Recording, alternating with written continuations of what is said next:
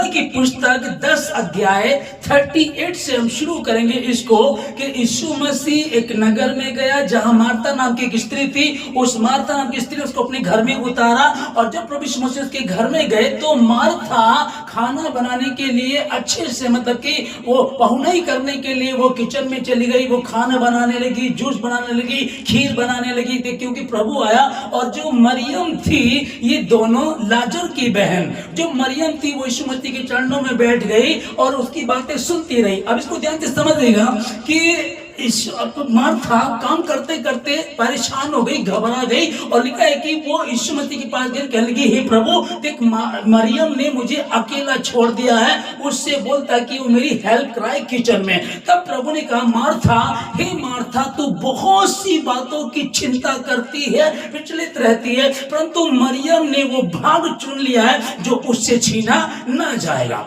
अब देखिए स्वयं प्रभु यीशु मसीह भी क्या कह रहे हैं। अभी लोग क्या करते हैं, मैंने बहुत सारी स्त्रियों को देखा, मसीह बहनों को देखा, वो क्या करती हैं, पति को खुश करने में रहेंगे, बच्चों की पढ़ाई करनी है, होमवर्क करना, उनको स्कूल लेकर जाना, स्कूल से लेकर के आना, इन सारे कामों में रहती है। अच्छा है, मैं ये नहीं करूँ कि नहीं करना, लेकिन जब उनसे बात करते हैं क्या आप उपवास रख रहे हैं, क्या आप प्रार्थना कर रही है, क्या बाइबल पढ़ रही है, तो अधिकतर सुनने को मिलता है कि नहीं टाइम ही नहीं मिलता है, बच्चों की पढ़ाई करनी, होमवर्क कराना, उनको ट्यूशन लेकर के जाना, इन सब बातों में जी रहती है। तो भी अंत में कितने लोगों का सुनने को मिलता है कि पति इज्जत ही नहीं दे रहा है, बच्चे अब आदर ही नहीं करते हैं, बच्चे अब गड़बड़ करने लगे हैं। जब बड़े हो जाते हैं, लड़की ने कहीं विवाह कर लिया, लड़के ने कहीं विवाह कर लिया, नौकरी लग गई तो कहीं और चले गए, जिनके पीछे तुमने कितनी स्त्रियों को मैंने ऐसे भी देखा है, उन्होंने शादी हुई, बच्चे हुए और उसके बाद उन्होंने क्या करना शुरू कर दिया कि वो अपने आप को ही भूल गई, अपनी हालत ही उन्होंने खराब कर ली, ना उनको सजना, ना संवरना, ना कपड़े पहने ठीक से, बस उनका ध्यान पति और बच्चों में ही रहता है और भूल गए कि हम भी कुछ हैं। और ये तक भी भूल जाते कि मैं परमेश्वर की अधीनता में रहना, हमें परमेश्वर के वचन को आदर देना। हम ध्यान से जब इस लूका की पुस्तक 10 अध्याय 38 को हम पढ़े तो हमें समझ में आता है प्रभु यीशु मसीह खुद कह रहे हैं कि मरियम ने यीशु मसीह के पास बैठ करके उस स्थान को चुन लिया जो उससे छीना नहीं जाएगा। और यही बात है कि आदि में वचन था, वचन परमेश्वर के साथ था और वचन ही परमेश्वर था। उस समय यीशु मसीह उस गांव में गया, उनके घर में उतरा और आज मेरे पास क्या है, हमारे पास क्या है, वो यीशु मसीह मारा गया, गाड़ा गया, तीसरे दिन मुर्दों में जी उठा, फिर वो पिता के पास चला गया और मेरे और आपके पास क्या छोड़ कर गया, यही वचन, यही वचन है। आज उस समय वो उसके समीप बैठ गई। आज हमारी जो स्त्रियां हैं वो क्या करें, इसको पढ़ें, इसको पढ़ेंगे तो कितना अच्छा रहेगा। और जब आप इसको पढ़ेंगे तो आपको समझ में आ जाएगा कि परमेश्वर हमको क्या सिखा, हमसे क्या चाहता। नीति वचन 30 अध्याय हम 10 से जब पढ़ना शुरू करेंगे कि वो घर के कामों को भी करती है। अभी मैं ये नहीं कह रहा हूं कि बच्चों को होमवर्क नहीं कराना, बच्चों को पढ़ाना नहीं, उनका ध्यान नहीं रखना, लेकिन सबसे मेन क्या है, जो मरियम ने जिस भाग को चुन लिया उस भाग को जब चुनेंगे उसके अनुसार चलेंगे तब आप आशीषित होंगे। क्योंकि परमेश्वर ने कह दिया है कि मुझसे अलग होकर तुम कुछ भी नहीं कर सकते। और हम लोग भूल जाते हैं कि जब उसने कहा कुछ नहीं कर सकते, फिर भी हम लोग कोशिश करते हैं, चलो कुछ कर लेते हैं, लेकिन फिर दुख और दिक्कतें ही रहती। हे प्रभु देखो मरियम को देखो, वो तुम्हारे पास बैठ गई है और मेरी हेल्प नहीं करा रही, उसको बोलो ताकि वो मेरी हेल्प कराए। तो ये ठीक है। और हम लोग दुनियावी बातों में बहुत ज्यादा रहते हैं, पहुनाई करनी है, तिथि सत्कार करना, उसके लिए प्रभु मना नहीं कर रहा है। अगर आप नीति वचन की 31 वाली स्त्री को आप देखेंगे तो सारे काम करती थी, घर का काम करना, बाहर का काम करना, बच्चों की पढ़ाई लिखाई का, पति की देखरेख का। और लिखा है कि वो कच्चा मटेरियल लाती थी, वो कुछ स्वेटर बुनती थी, कुछ काम करती थी और व्यापारियों से संबंध बना के रखती थी ताकि वो बेच सके, कुछ खरीद सके।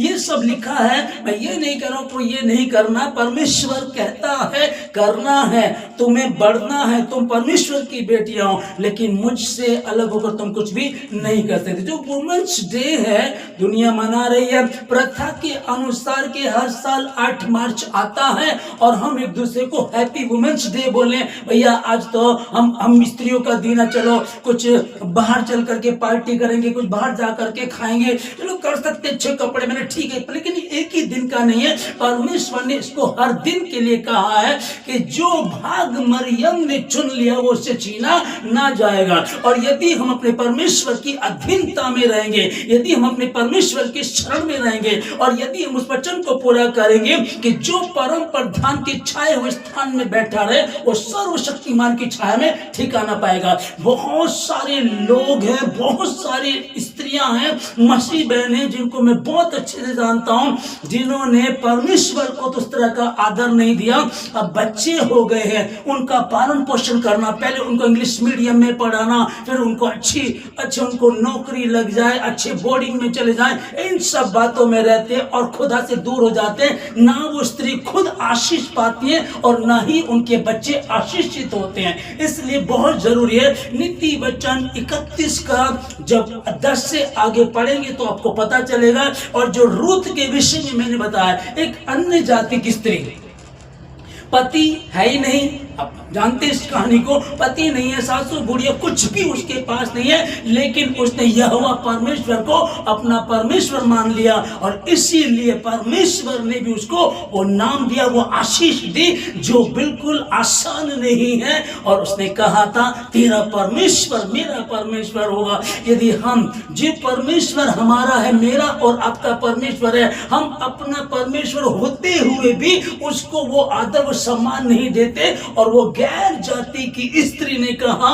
नाओमी से, सासू मां, जहां तुझे मिट्टी दी जाएगी वहीं मुझे भी मिट्टी दी जाएगी। जो यहां अभी इसको समझिएगा, उसने कहा जो तेरा परमेश्वर है वही मेरा भी परमेश्वर होगा। अभी मैं कई बार इन बातों को सोच करके बड़ा परेशान होता हूं कि अधिकतर, जबकि कहानी हमारे सामने है, लूका 10 अध्याय 38 हमारे पास है, मार्था मरियम की कहानी कई बार चर्च में बताई जाती है, पास्टर सुनाते हैं, आप लोग घर में पढ़ते हैं, पता भी है। उसके बाद भी मार्था ज्यादा है, मरियम कम है।